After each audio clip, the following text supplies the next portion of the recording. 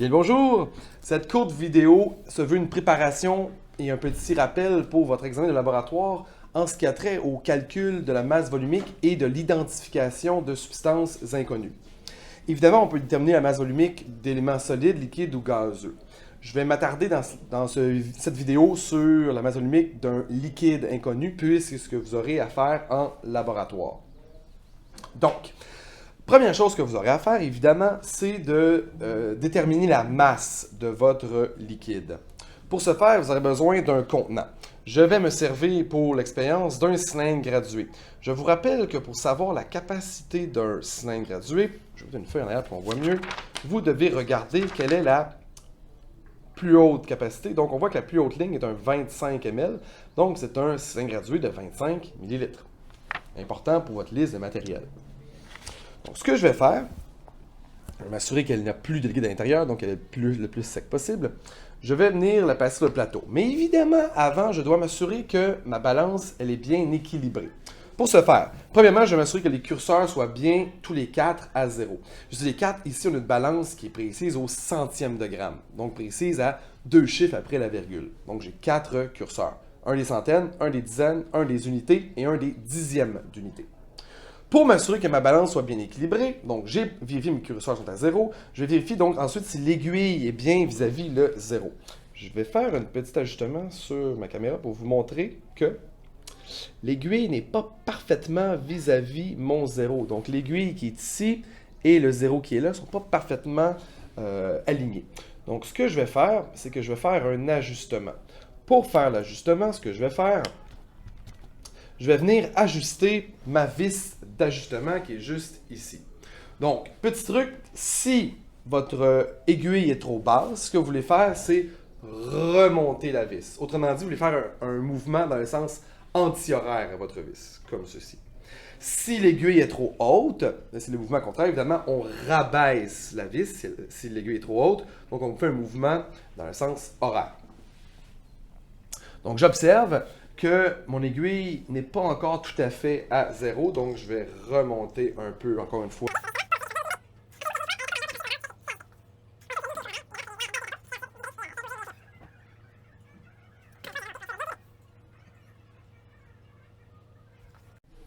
Étape suivante, je vais déposer mon objet, donc un cylindre gradué dans ce cas-ci, sur mon plateau. Donc évidemment, ça se déséquilibre, c'est bien évident, j'ai un objet sur le plateau. Donc ce que je vais faire, je vais ajuster mes curseurs, donc je vais commencer avec les centaines. C'est trop élevé, donc je remets ça à 0.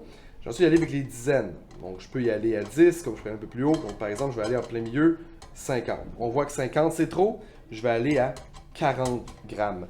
40 c'est pas assez, donc je suis entre 40 et 50. Je vais donc commencer à bouger plutôt mon curseur des dizaines, c'est-à-dire des unités, excusez-moi. Donc, je vais aller, par exemple, à 5 en plein milieu. Ce n'est pas suffisant. Donc, je vais monter, par exemple, à 8. Oh, et je me rends compte que 8, je me rapproche de ce qui est la masse donc, de mon cylindre gradué. Je me rends compte que je ne suis pas tout à fait rendu. Donc, ce que je vais faire, je vais venir ajuster mon curseur des dixièmes. Donc, par exemple, je peux le mettre à 0,20. J'ai bien dit 0,20 puisque c'est une balance prise au centième de gramme, donc 2 chiffres à la virgule. Donc 48,20 semble être peut-être un petit peu trop élevé. Donc je vais redescendre. Donc par exemple, là je suis présentement à 48,17.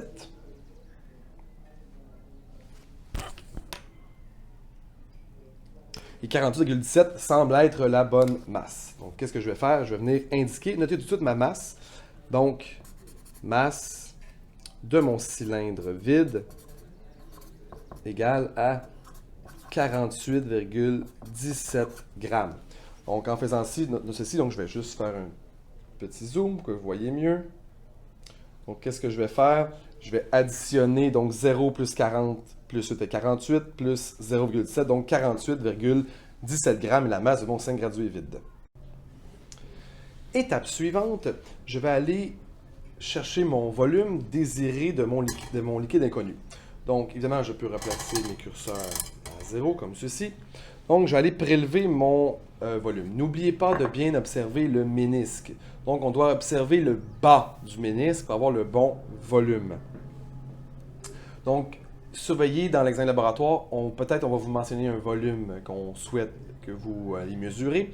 Si vous n'avez pas de tel volume qu'on vous donne, vous pouvez évidemment aller tout simplement de votre propre volume. Dans mon cas, moi, je vais aller à 20 ml.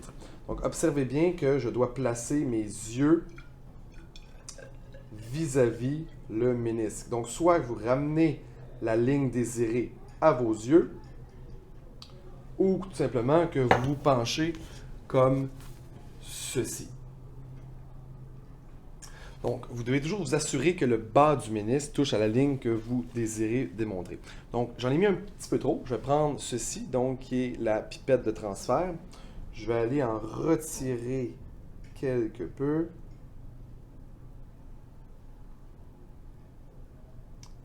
Comme ceci. Laissez-moi voir. Peut-être encore une goutte ou deux.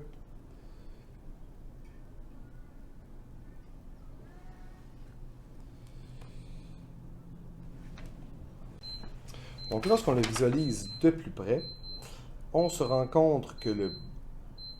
C'est pas évident. Donc, le bas du ménisque, c'est moi si je tremble. Le bas du ménisque, donc, touche. Donc, comme ceci. Donc, la ligne du 20 ml. Assurez-vous évidemment de bien observer les graduations sur votre cylindre gradué. Étape suivante, je vais aller mesurer la masse de mon 20 ml de liquide. Évidemment, tout à l'heure, j'étais environ à 48 grammes, donc je n'irai pas en bas de ça, bien évidemment. Donc,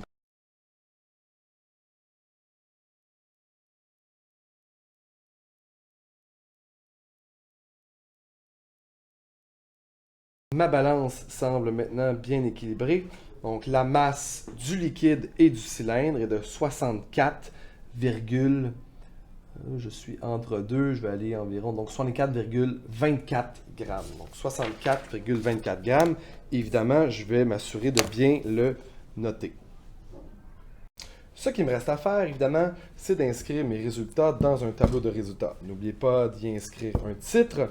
Vous avez remarqué aussi qu'ici, j'ai marqué les unités de mesure, alors que je vous ai dit dans toute l'année de ne pas les inscrire dans le tableau, à moins de les inscrire évidemment dans un sous-titre. Mais puisque dans mon tableau, je vais avoir des données qui ont différentes unités de mesure, c'est pour ça que j'ai pris la peine de les inscrire à chaque fois. Donc, la masse du cylindre vide était de 48,17 grammes. La masse du cylindre et du liquide est de 64,26 grammes. Pour faire mon calcul de masse volumique, j'ai besoin de la masse du liquide seul. Pour avoir la masse du liquide, ce que je vais faire la masse du cylindre et du liquide, qui est de 64,26 grammes, que je vais soustraire, auquel je vais soustraire plutôt la masse du cylindre vide, donc 48,17 grammes. Et ce qui va me donner 64,26 moins 48,17 me donne 16 plutôt, excusez-moi, 0,09 grammes. Donc, qu'est-ce que je vais faire maintenant? Je vais venir inscrire mon 16,09 grammes juste ici. Le volume du liquide, je vous rappelle que j'avais mesuré 20 ml. Donc, qu'est-ce qu'il me reste à faire? Mon calcul, ρ est égal à m divisé par v. Donc, la masse, 16,09 grammes, c'était la masse du liquide seul, divisé par 20 ml. C'est un ρ, évidemment. Donc, je peux le faire à la calculatrice. Donc, 16,09 divisé par 20, ce qui me donne 0,80 grammes par millilitre. N'oubliez pas d'inscrire vos unités de mesure. Et avec cette valeur, ce que je vais faire ensuite, je vais la comparer dans un tableau de référence et pouvoir trouver l'identité de ma substance inconnue. Dernière petite chose. Lorsque vous aurez terminé, on évalue, je vous rappelle, entre autres, votre nettoyage. Donc, vous devez vous assurer de rincer le cas échéant votre cylindre gradué, évidemment, de retirer le liquide. Vous suivrez les consignes qu'on vous donne. Et autre élément que les gens oublient souvent de faire, et on vous évalue, c'est de replacer la balance à zéro. Donc, tout ce que j'ai à faire, remettre les curseurs à zéro.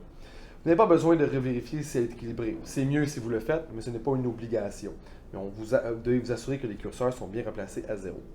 Si vous suivez l'ensemble de ces consignes, vous devrez être capable de bien vous en sortir dans l'examen de laboratoire du mois de juin.